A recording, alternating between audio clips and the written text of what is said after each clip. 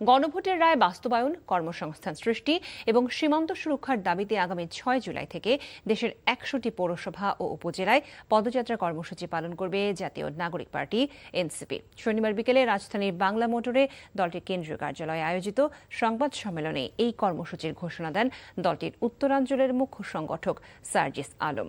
তিনি জানান, কর্মসূচির অংশ হিসেবে 6 জুলাই বিকেল 4টায় গাজীপুরের কালীগঞ্জে পদযাত্রা অনুষ্ঠিত হবে। একই দিন সন্ধ্যায় সাভার উপজেলায় একটি পদযাত্রা এবং 7 জুলাই কক্সবাজারে আরেকটি পদযাত্রা অনুষ্ঠিত হবে। এছাড়া 15 জুলাই কুড়িগ্রামে কৃষক সমাবেশ অনুষ্ঠিত হবে। ওই সমাবেশ থেকেই জাতীয় কৃষক শক্তির আত্মপ্রকাশ ঘটবে বলেও তিনি জানান। 16 জুলাই রংপুরে জুলাই আন্দোলনের শহীদ আবু সাইদের কবর জিয়ারত করবেন দলটির নেতাকর্মীরা।